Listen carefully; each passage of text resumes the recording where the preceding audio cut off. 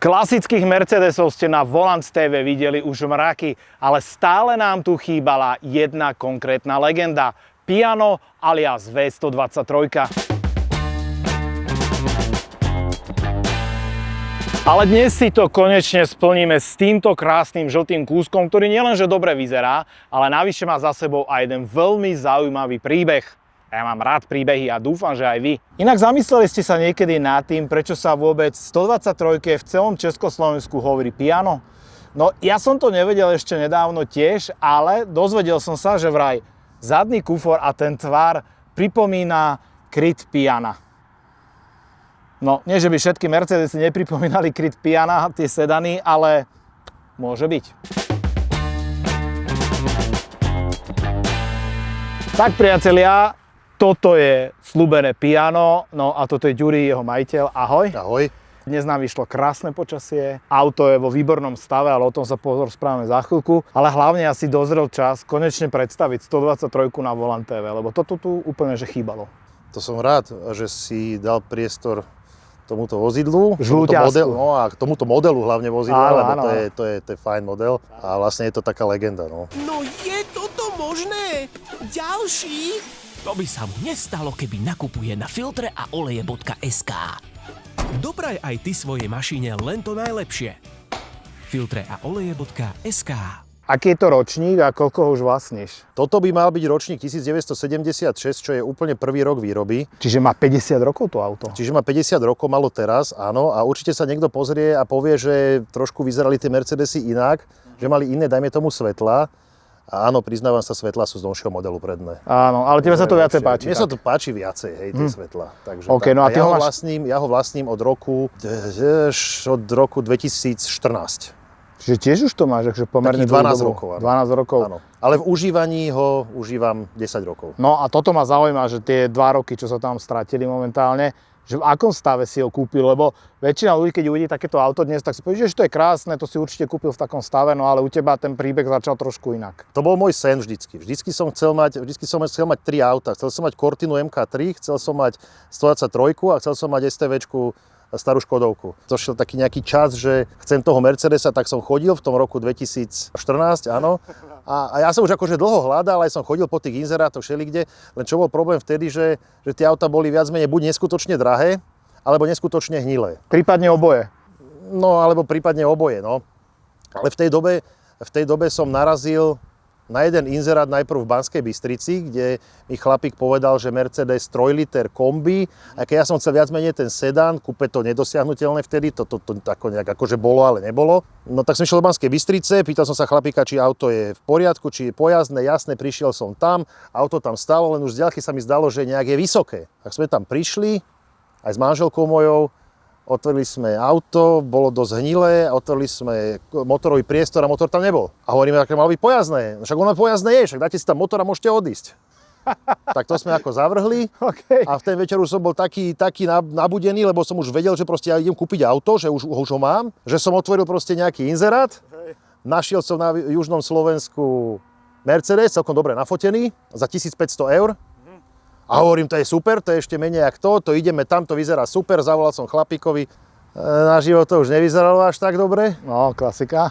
Ja som chcel 240 diesel, nezničiteľný, sedán, chcel som buď červený alebo žltý, bol žltý, hovorím, super, ideme auto ideálne. Hej. Je to fajn. A my sa dohodli, s autom som išiel domov, to, že auto nemá nejaký výkon, som si aj nevšimol, jak som sa tešil, hneď som si otvoril okno, ruku von, všetko, hej, som sa tak fotil, hej. No ale až potom to prišlo vlastne. No a prišlo čo, lebo také jedno dosť akože trpké zistenie? Trpké zistenie bolo to, že ja som sa s tým ako chvíľu vozil, pár dní, ale stále sa mi zdalo, že to auto proste nejak nemá výkon. A tak som išiel za známym, čo tie Mercedesy, ako sa im venuje veľa týmto starým, hlavne týmto starým.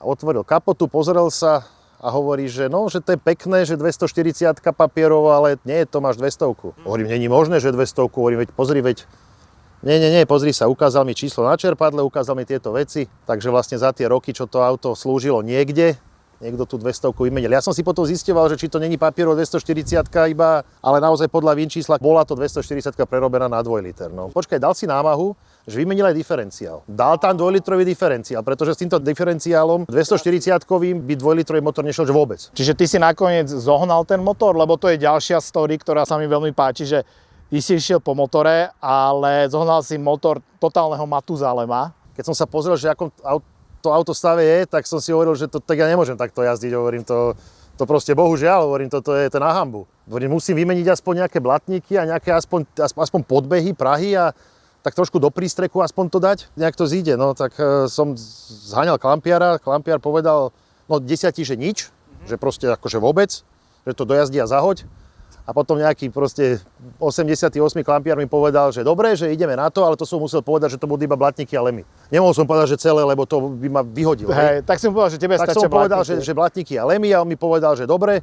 A zavolal ma, poď sa na to pozrieť, že ja som dal pracovný názov tomu reďkovka. Prečo reďkovka? Však to je žlté. Ne, ale je to deravé, jak reďkovka. Ukázal mi, a hovorím, a kde je diera? A on, že pozri, ideme odpredu. No a za pol hodinu sme boli vzadu. Áno. Hej, a povedal mi, že nič, to treba vybrať motor, to treba vyvariť, tak som povedal, dobre, spravíš to, spravím to, dobre, ideme, urobíme celolak, vybereme motor a hovoríme, keď ideme vybrať motor, tak už ideme zháňať motor taký, jak tam má byť. Dobre, tak sa začala renovácia, ktorá trvala 2 roky. Ako ťažké bolo zohnať ten motor? Mal som také šťastie, že známy ten, čo mi vlastne objavil tú chybu toho auta, tú nezrovnalosť, mi povedal, že akurát ide teda dávať do šrotu jedno auto, ale že by sme možno tam vedeli mi nejako pomôcť motorom, hej. Tak sme prišli, bol u neho na dvore 240 Mercedes a povedal mi, Ďuro, tento motor je už v druhom Mercedese. A hovorím, že jak druhom? Nože, to je jeho ujo, pred 20 rokmi kúpil Mercedes, čo mal 500 000 kilometrov, Piano, a on na ňom urobil ešte nejakých 380, dajme tomu. A ja hovorím, že ale počkaj, však to má 880 000, no že tak plus minus. A nemá čo s tým? Však daj to do toho, ne? Tak sme ho tam dali. Tak ste ho tam dali pred 10 rokmi? Pred 10 rokmi sme ho tam dali, ten motor sa vyumýval, na motore sa nerozoberalo nič, pod vekom ventilov sa vymenilo tesnenie, jediné, dobre pod výfukom, keď sa to dalo, hej, dajme tomu, ale žiadne, že sania, neviem čo to, nič. A ten motor je do dnešného dňa suchý. A ten motor štartuje po zimnom spánku na pol obrátky. Kedykoľvek, v zime, v lete, kedykoľvek. Čiže auto kasňa má koľko? Auto kasňa má, myslím, že okolo 300, no a motor už skoro 900. No.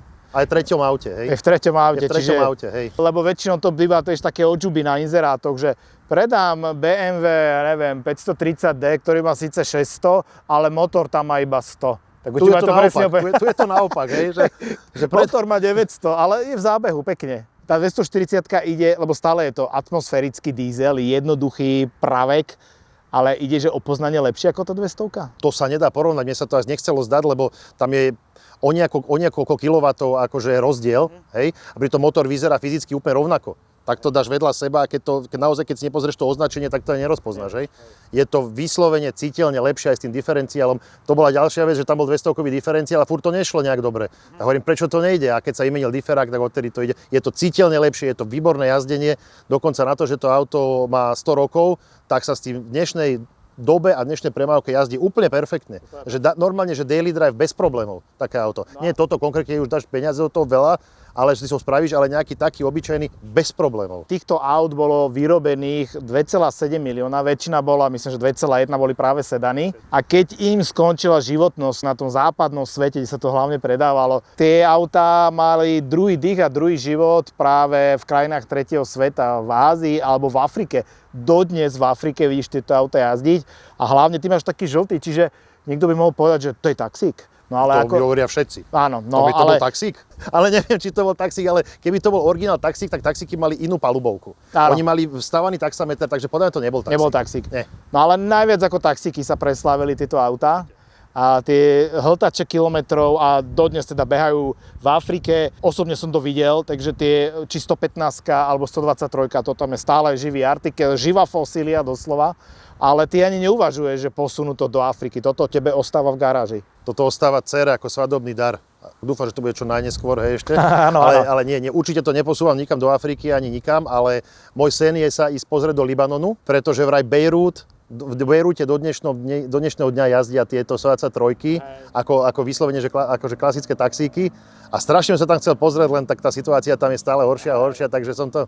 Bola jedna príležitosť, nešiel som, no ale išiel by som do toho Bejrútu. No, Hej, ale nie je po vlastnej osi, či? To už by som sa asi nevrátil odtiaľ, akože by to niekto zobral, vieš. Hej, tam by ti to rozobrali. Nie, len sa akože chcel pozrieť, vieš, do Perly Orientu. Ale ono veľa aj na Balkáne ich jazdí. Ja veľa chodím na Balkán, chodím do Bosne, no tam som síce nebol, ale v Albánsku tam 124, 190, 123 sú, ale napríklad v takej Bosne chodím veľa a tam som to stále videl. Čím viac som tam chodil a ja som ho ešte to auto nemal, tak tie chodili a ja už som bol nervózny, hovorím, pozri sa, moja manželka hovorí, že všetci majú, len ja to nemám. Kto všetci? Hovorím, však sa pozri, hovorím, všetci to tu majú. Vráťme sa ešte naspäť k tej robote na tomto aute. Ako sa dnes háňajú diely na 123? Pri tej renovácii spomínal si, že niektoré veci si musel takať, ako pozháňať. V Mercedese si mal tiež svoje zážitky, vtipné a smutné zároveň. Problém bol, že toto auto bolo, keď som ho kúpil, ešte aj nabúrané spredu. Nehovorím, že rozbité, že úplne, ale bolo to ťapnuté riadne. Čiže vlastne kapota, blatníky, nárazník, maska, všetko preč. No len problém bol predné čelo, okulár okolo, takto a že kúp to, hovorí klampiar. Hovorím, dobre, že tak idem to kúpiť, ale proste ja neviem, jak je to teraz, lebo som to nezháňal v dnešnej dobe, ale vtedy to bolo tak, že to proste nebolo. Nebolo to nikde, poslali ma do Mercedesu, hovorí, chod do Mercedesu, tam za 200 € kúp nové a dones mi to, lebo s týmto sa ja nepohnem. Hovorím, dobre. Tak v Mercedesi som povedal Mercedes Piano, rozumeli Viano, tak mi ponúkli na Viano, hovorím, nie Piano, tak Piano, Viano, došli sme k tomu, že Mercedes 123, tak nevedeli, čo to tam je. Nevedel pán vtedy, že čo to tam je, že nie, tak si to vygooglil, alebo ja neviem, si to pozrel v systéme, potom zistil, že je v centrálnom sklade niekde v Hanover, ja neviem kde, že to tam je jedno a stojí 2 500 € alebo koľko to bolo. Tak si kúpil 3 aj do budúcna. Nie, ja som povedal, že to ešte rozmyslím a dám vedieť. Ale viem, že z auta, čo išlo do šrotu, tak sa vyrezal celý predok. Áno. A klampiar, veľmi šikovný pán, to vymodeloval pekne, presne, proste na minútu to vymodeloval a krásne bolo, keď som mu to doniesol, tak to tam celý predok a som mu to položil na zem, hovorím, doniesol som to a on mi na to pozerá a hovorí, že ty si super, tak on má krivé a donesie mi hnilé. Ale dal to, super, dal to, no. Je to úplne rovné, krásne, super. Ten interiér napríklad, čo je tu, ten je že pôvodný, alebo ten už si dával čalúniť alebo z iného auta? No z interiéru sú sedadla a tapacíre, aj koberce z väčšej časti. Sedačky úplne, aj tapacíre sú všetky pôvodné. Menená je palubovka a myslím, že šoférov koberec sa stratil pri renovácii, ale väčšina interiéru je pôvodná. Palubovku som menil, lebo bola dopraskaná. Klasika, no. A to bol veľký problém zohnať vtedy, nedopratkanú. A ešte väčší problém to bol zaplatiť. Nebol to problém, no len to bolelo. Potom, keď sa dala palubovka, tak som dostal šúter do okna, taký, že skoro mi až donútra vletel. Znak si mal napríklad tú hviezdu? No znak som mal, neotrhli ho repery v 90. rokoch, ale bol taký prašivý. Taký bol úplne taký vyprašivený, tak som kúpil nový, pekný, lesklý. V Mercedese či v Mercedese, priamo v Mercedese. Čo stál v Mercedese taký znak? Myslím, že nebolo to až také drahé, stalo to okolo 50 €, myslím, ten znak. Pekný, krásny, som sa tak tešil, vieš, prišiel som domov. A ako tam je tá rovná kapota viac menej, tak keď som ten znak tam dal, tak zrazu stal takto. Tak som sa ho snažil nejako, vieš, a nešlo to. Nerozumel som, jak je to možné, a potom mi napadlo, že nové Mercedesy majú tie kapoty akože tak šikmejšie dole a tým pádom, keď majú dole šikmo kapotu, oni ten Mercedes, ten znak musia mať vyosený, tak tým pádom je takto. Tak potom môj otec bol veľmi šikovný, dal som mu 2 znaky a povedal, daj, ja ti to preskladám. Dal si s tým robotu a na druhý deň preskladal zo starého spodok, z nového vrch a pekne a je to pekne to stojí. Takže dobrá otec robota. akože to dal, tak chválime. To vidno, že robil celý život, vedel. Keď sa pozrieš na to auto z boku, tak tam vidíš tie nádherné puklotróny, takzvané, alebo povedal puklice. Kedy si ľudia s tým obkladali normálne, že ploty pri cestách a podobne.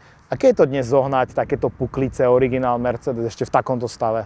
No, dobre, že si povedal, že v takomto stave, lebo zohnať ich je veľmi jednoduché po burzách, ich má všade po burzách. Ale zohnať ich neškrabnuté je dosť veľký problém.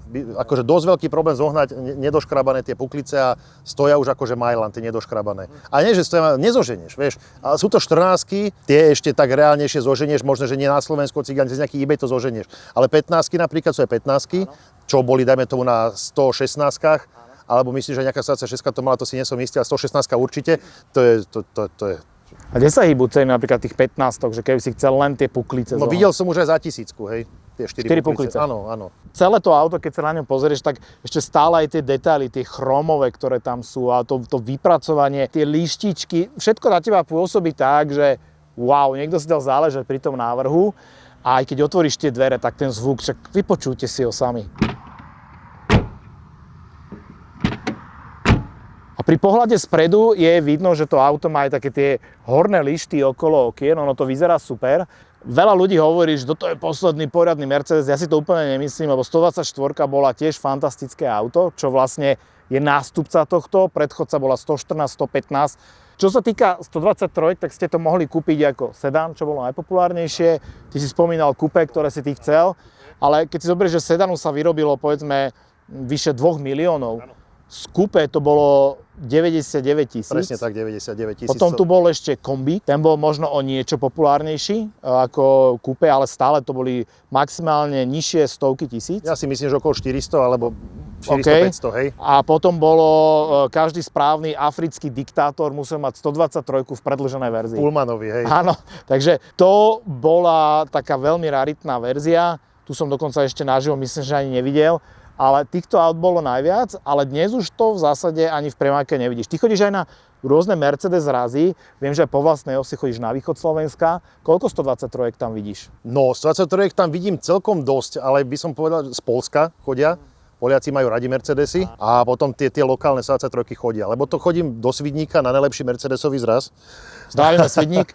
Zdravíme Svidník. A chodím tam už dlho a chodia tie 123, akože má to fanúšikov určite tie auta. No a napríklad takú plecharinu, akože dá sa zohnať na toto, že blatník, dvere...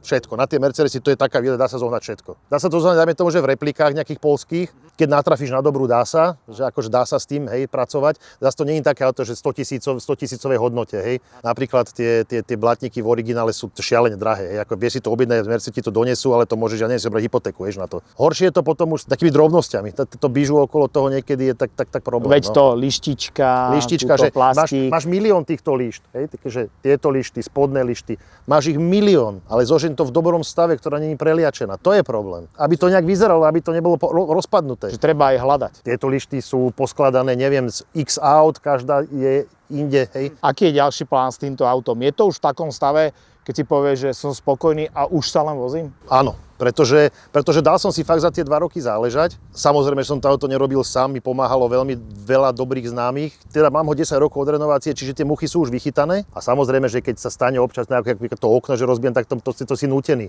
Momentálne nie je tam nič takého, čo by ma tak škrelo, že by som povedal, že tak nemôžem ísť týmto. Hej, svieti trúby, stiera. Svieti trúby, stiera, podvozok je nový do posledného šrobu. Nový nie, že vykostili sme celý podvozok, vykostili sme všetky ramená. Všetky ramená sme povyberali silem bloky, kúpili ste nové silem bloky, všetko sa opieskovalo. Všetko, čo sa dalo kúpiť nové ako tlmiče nariadení, naprave taký hydraulický taký tlmič jedno s druhým. Samozrejme brzdy, kotúče, to sa kúpil nové platničky. Vyberali sme všetky ložiska, všetko sme prelisovali, každý jeden a žiadne čínske. Všetko bolo značkové, originálne veci. Ten podvozok je úplne nový ako z výrobnej linky. Objednali sme aj triskáč, ktorý momentálne letí priamo za tebou. Chcelo to veľa vybavovania, ale povedal som si, že do tohto videa sa to hodí, pretože toto je svojím spôsobom taká prvá trieda, ktorou len tak plachtíš nad tou vozovkou. Mimochodom, keď už sa bavíme o tom plachtení, tak 123 z veľkej časti prebrala techniku zo 115 alebo zo 114 vrátane motorov, ale už samozrejme aj tá 115 bola do svojej dobe veľmi moderné auto, to znamená, že predok máme aj nezávislé závesenie. Mal si tu kotúčové brzdy, toto má kotúče aj vzadu? Toto má kotúče aj vzadu, áno. Na to, že je to polka 70 rokov, tak skutočne veľmi vyspelé auto.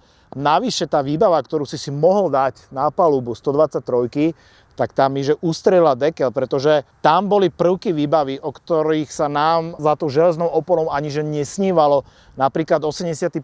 rok mohol si mať ABS-ko, 82. mohol si mať airbag, neskôr aj airbag spolujazca. Síce techniku máme z časti zo 115, ale dizajn odkazuje na prvé S-ko, teda 116. takže máme tu aj tie líšty, celkovo to poňatie, tie svetlá a podobne. Mimochodom svetlá zadné, to sú také tie typické rebrované, vidíme to rebrovanie aj tu. Dočítal som sa dokonca aj v oficiálnych materiáloch, že je to kvôli tomu, že v zlých poveternostných podmienkach sa ti síce svetlo zašpiní, ale tie rebrá zabezpečia to, že aj napriek vrstve povedzme ľadu, špiny alebo čokoľvek stále presvítá časť toho svetelného lúča von a je to hlavne vzadu potrebné na tých brzdových svetlách. Ale vyzerá to hlavne veľmi cool. Ale dosť bolo reči, slniečko nám pomaly zapadá a my, aby sme stihli jazdu v tomto aute, tak navrhujem teda sadnúť si za volant a ísť tam do toho Libanonu napríklad. Dobre.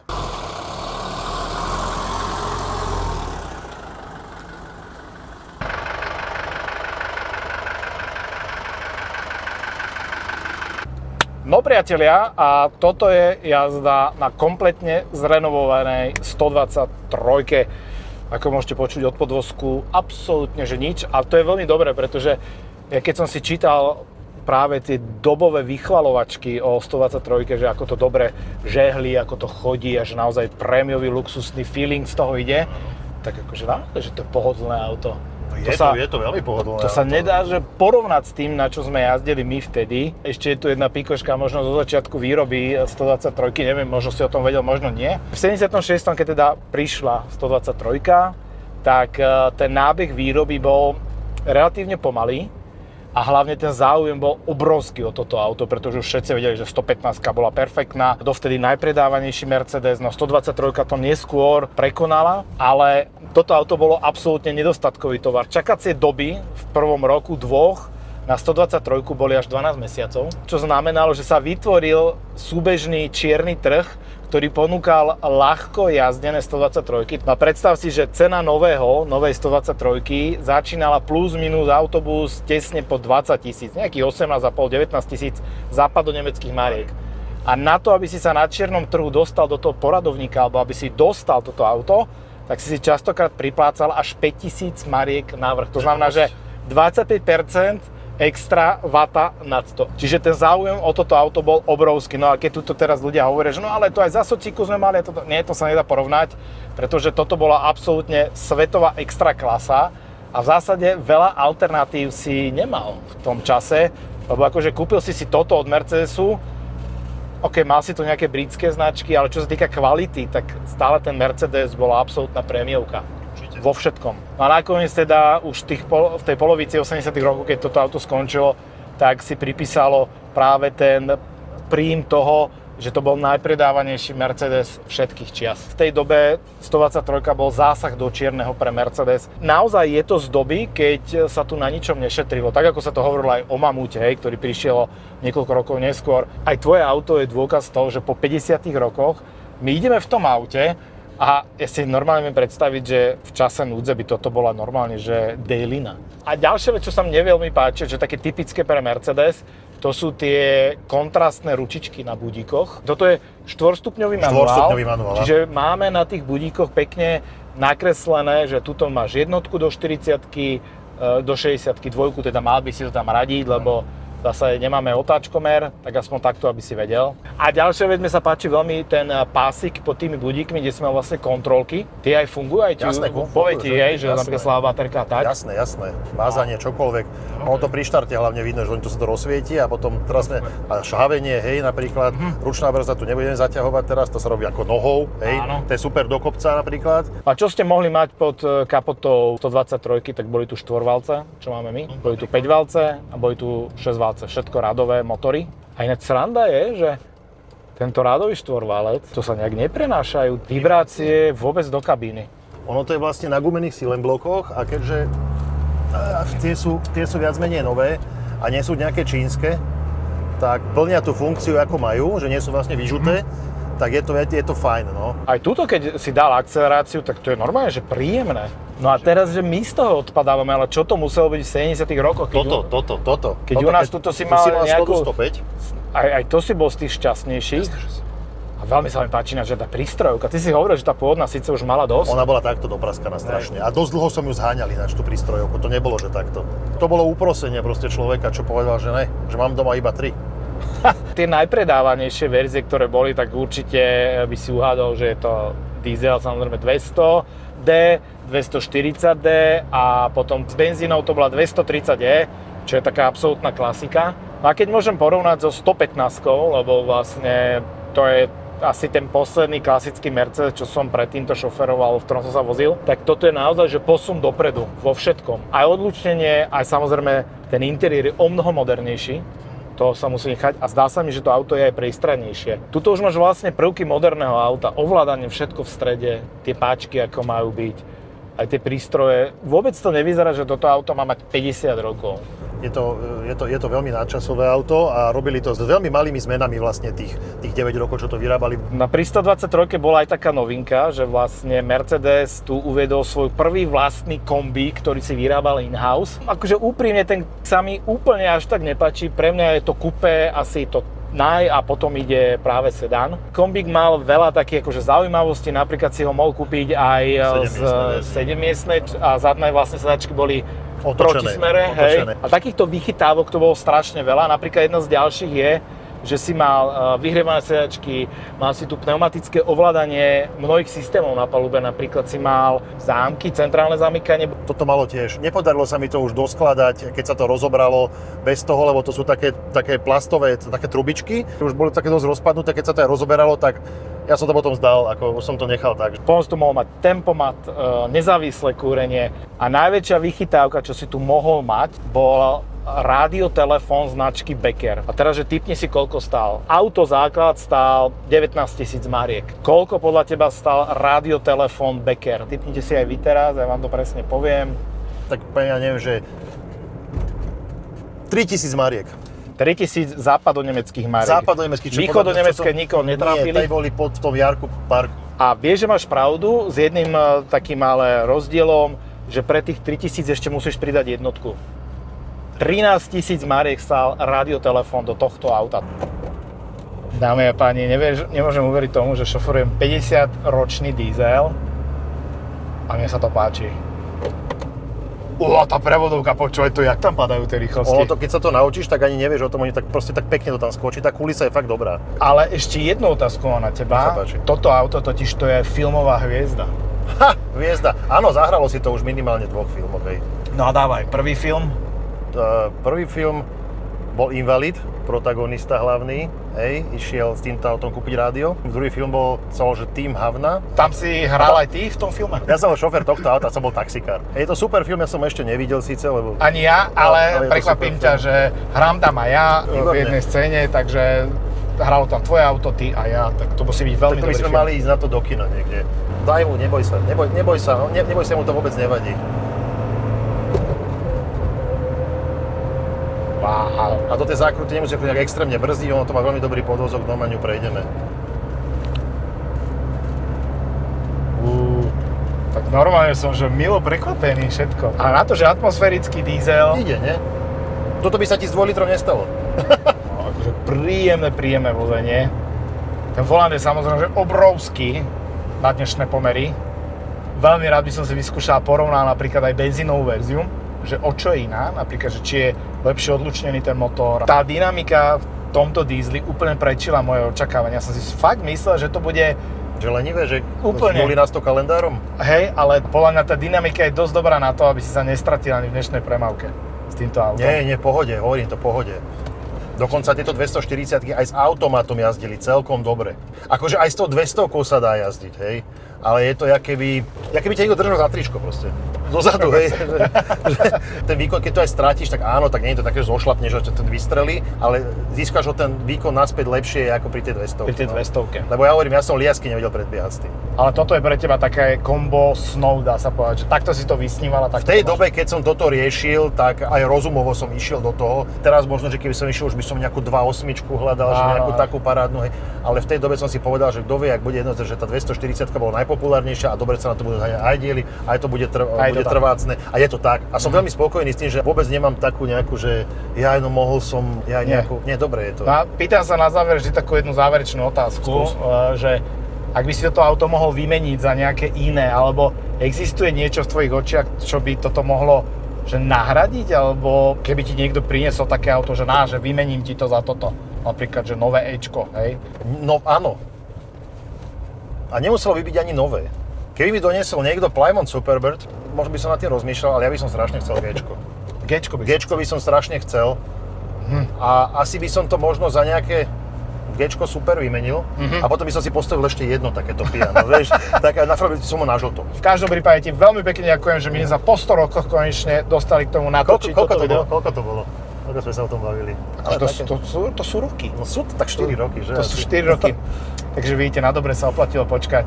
A ak by ste mali akékoľvek otázky, tak píšte pod video, Ďuri sa určite pozrie, alebo príďte pozrieť na zraz. Občas si aj na plechovke napríklad. Občas. Pre mňa to bola dnes naozajstná česť šoferovať túto legendu. Navyše v takomto stave urobil si mi deň krajším. A opäť som si v tom zozname tak mohol zaškrtnúť jedno auto snov, že toto som mohol šoferovať. No, veľmi rád. A ja som mal príjemný deň. Ďakujeme pekne. Takže vidíme sa. Ahojte. Ahojte.